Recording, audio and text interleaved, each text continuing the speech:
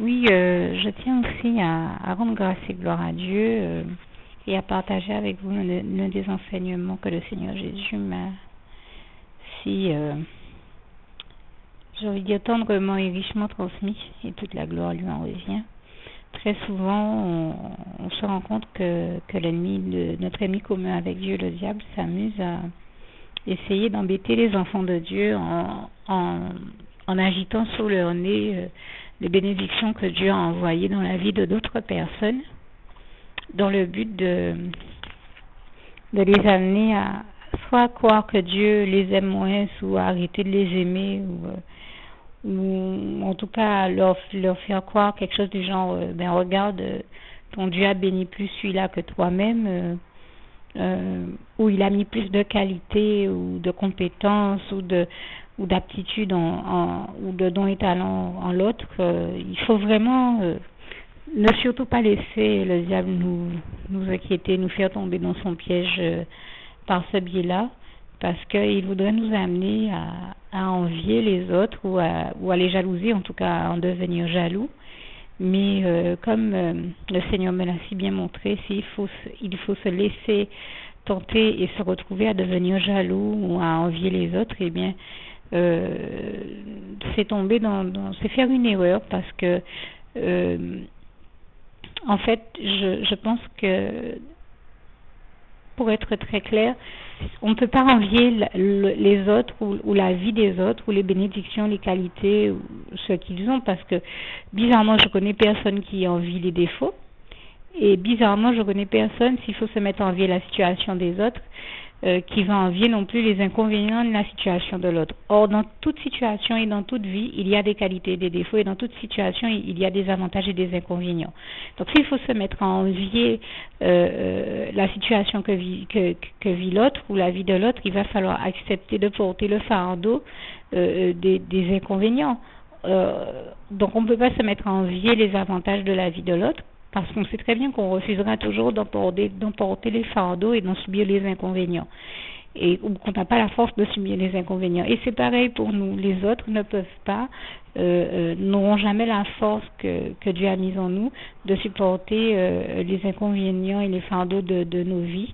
Et donc Dieu sait pourquoi il a départi à chacun et sa mesure de foi et ses qualités et pourquoi chaque personne a des qualités et des défauts. Et il sait aussi pourquoi dans toute vie il y a à la fois des avantages et des inconvénients. Et comme je dis, s'il faut se mettre à envier le positif, les bénédictions ou les qualités ou dons et talents des autres, il faut aussi se mettre à envier le négatif, les malheurs, les fardeaux et les inconvénients des situations ou des vies des autres, et la personne n'envie ça. Donc, je crois que l'une des meilleures choses à faire, c'est de s'abstenir de l'envie, de la convoitise, de la jalousie, parce que malheureusement, ça produit beaucoup de dégâts, non seulement dans nos vies, mais même dans nos vies à l'église, dans nos relations fraternelles. Et je crois qu'il ne faut surtout pas laisser le diable nous entraîner dans ces croyances-là, et dans les attitudes et conséquences négatives qu'elles entraînent. Et ne pas non plus le croire quand il nous ment encore une fois sur Dieu, en essayant de nous faire croire que Dieu a arrêté de nous aimer ou qu'il aime plus les autres en les bénissant plus. C'est une illusion et un mensonge qui provient du diable. Nous savons qu'il est le père du mensonge. Il s'agit de ne surtout pas le croire. C'est là encore un mensonge du diable, puisqu'il suffit de se rappeler de tant de passages de la Bible qui nous démontrent la véracité de tout ce que je viens de dire, mais surtout de ce passage de Jérémie 31 verset 3 qui nous démontre que l'amour de l'Éternel, notre merveilleux Dieu d'amour pour nous et envers nous, son amour et sa bienveillance ainsi que ses bontés envers nous sont éternelles. Et toute la gloire en revient à Dieu, à Jésus, à son Saint-Esprit. Ce n'est pas parce qu'on voit des bénédictions dans la vie des autres que Dieu a fini de nous bénir. Il ne faut pas perdre de vue que nous, il nous bénit. Il faut chérir aussi les bénédictions que Dieu envoie dans nos vies, ne pas perdre de vue que nous aussi, Dieu nous bénit. Donc, on n'a pas à être jaloux des bénédictions des autres. D'autant que des fois, certaines bénédictions que Dieu envoie dans la vie des autres sont celles qui leur conviennent à eux, ne sont pas nécessairement celles qui nous conviennent à nous. Et je rends grâce et gloire à Dieu qui nous donne toujours exactement ce qui nous convient le mieux et ce qu'il y a de meilleur pour chacun d'entre nous. Donc, il s'agit de chérir cette réalité-là et de laisser Dieu nous en épanouir, la chérir et nous en satisfaire totalement. Personnellement, je peux dire que comme chante souvent cette chorale et que vous voyez certainement dans les clips vidéo que j'affiche souvent sur ma page. À mes yeux, Dieu est un merveilleux Dieu d'amour, de merveille, de miracle, de grâce, et un Dieu de grâce qui satisfait pleinement ma vie, comme il satisfait pleinement nos vies. Et la preuve que je ne suis pas la seule à ressentir ça, c'est que tous les chrétiens de cette chorale le chantent aussi. Dieu de grâce, tu satisfais ma vie, et c'est réel, il satisfait nos vies. Et il faut reconnaître que ce qui satisfait notre voisin ou le rend heureux n'est pas nécessairement ce qui nous satisfait ou qui est nécessaire à notre bonheur ou à nous rendre heureux. Donc grâce et gloire sont rendues à Dieu qui agit toujours pour le plus grand bien de tous ceux, qui fait toujours en sorte d'épanouir au mieux et de nous donner, d'épanouir chacun d'entre nous au mieux et de nous donner tout ce qu'il nous faut pour être heureux. Simplement, je me pose cette question, est-ce que certains savent l'apprécier? Est-ce que certains savent se rendre compte que Dieu les a bénis? Je crois que bien souvent Dieu nous bénit au-delà même de toutes nos aspirations, de nos espérances, mais nous ne nous en rendons pas compte. Je peux vous le dire, je rencontre beaucoup de personnes qui ne se rendent pas compte des bénédictions que Dieu envoie dans leur vie et à quel point Dieu les bénit. Et quand je leur dis, ces personnes-là sont à deux doigts de m'invectiver, de me dire des bêtises, et puis après, 15 jours, 3 semaines après, la personne revient me dire, mais tu avais raison, en fait, Dieu m'avait béni, c'est moi qui ne l'avais pas vu. Donc, je crois que c'est quelque chose qui arrive beaucoup plus fréquemment qu'on ne le pense. Et donc, vraiment, prenons le temps de chérir toutes les bénédictions dont Dieu nous bénit et abstenons-nous de l'envie, de la jalousie et de toutes ces attitudes négatives-là pour aller toujours plus loin, toujours plus haut avec Jésus dans l'attitude la plus positive et bénéfique, autant à soi-même qu'aux autres. À toi-même, toi qui écoutes, ainsi qu'à tous ceux qui t'entourent. Je crois que c'est la chose dont on a le plus fort désir, c'est être heureux soi-même et mettre sa main dans la main de Dieu pour apporter du bonheur aux autres, être quelqu'un qui arrive en bénédiction dans la vie des autres et ne pas perdre de vue les bénédictions que Dieu nous envoie et dont il nous bénit, et toute la gloire lui en revient encore. Juste une petite précision pour tous ceux qui ne sont pas encore, qui n'ont pas encore choisi la meilleure des options qui soit, qui est celle d'aller se placer, de faire le choix à soi-même, d'aller se placer dans les bras d'amour de Jésus-Christ, pour se mettre à l'abri de ce monde cruel. Eh bien, je partage avec vous la prière par le biais de laquelle on y accède. Et commence par vous rappeler également ce passage de Jean 14 verset 6 où il est écrit que Jésus-Christ est le chemin, la vérité et la vie. Nul ne vient au Père, Dieu, sans passer par le Fils Jésus-Christ, bien sûr. Je le dis à ma manière, vous regarderez comme il est textuellement écrit dans vos Bibles là encore. Et donc, n'hésitez pas à ouvrir vos cœurs à Dieu, à Jésus, à son Saint-Esprit, à être sincère avec lui et à lui adresser la prière qui suit, à lui dire tout simplement, Éternel mon Dieu, Seigneur Jésus-Christ, moi, un tel, vous dites votre nom et votre prénom, je t'accepte aujourd'hui comme mon sauveur personnel, le seul maître et roi de ma vie.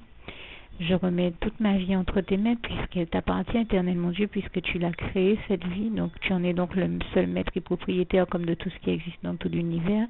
Je remets donc toute ma vie entre tes mains, je te la donne.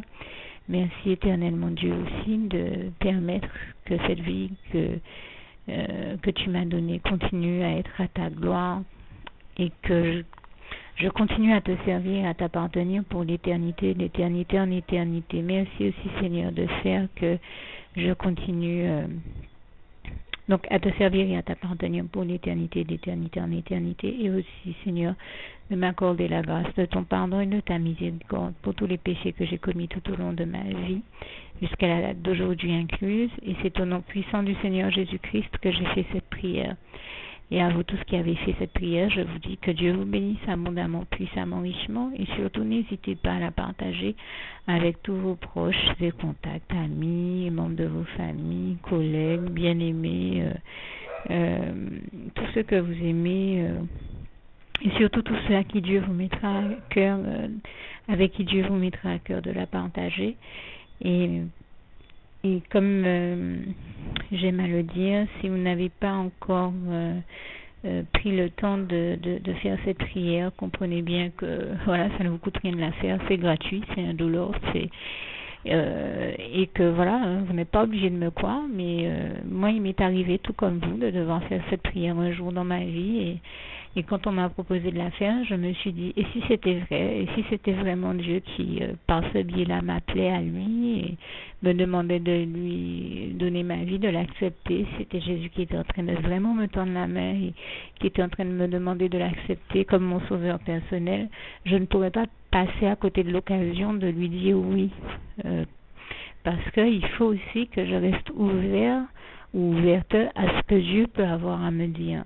Il faut que je garde mon cœur et mon intellect ouvert à ce que Dieu peut avoir à me dire. Donc je me suis dit, je ne peux pas courir le risque de passer à côté de mon éternité, de passer à côté des meilleures choses de la vie, surtout si le maître et créateur de la vie m'appelle et cherche à me sauver. Pour être sauvé, il faut bien que je lui dise oui, que je souhaite qu'il me sauve. Oui, Seigneur Jésus-Christ, je t'accepte comme mon sauveur personnel. Et c'est le sens de cette prière. Et comme je dis, elle ne nous coûte rien à faire. Et puis surtout, moi je vous dis, du jour où je l'ai faite, j'ai vu Jésus changer ma vie en mieux sur tous les plans. Et donc je crois que ça ne vous coûtera rien, ça ne vous coûte rien vous non plus de la faire et puis d'expérimenter, de regarder comment les choses vont se dérouler dans votre vie, de regarder Jésus changer votre vie en mieux, à vous aussi. Et voilà, d'en faire l'expérience. Et pour en faire l'expérience, il faut commencer par en faire cette prière. Donc si vous ne l'avez pas encore dite, réembobinez tout simplement cette vidéo ou ce document si vous préférez. Réécoutez-le et dites avec moi la prière que vous m'avez entendu mentionner. Et n'oubliez surtout jamais que tout est possible à celui qui croit en Dieu, en Jésus-Christ et en son Saint-Esprit, comme il est écrit en Marc 9, verset 23, et que tout est possible à Dieu, comme il est écrit en Marc 10, verset 27. Que Dieu vous bénisse donc et à bientôt.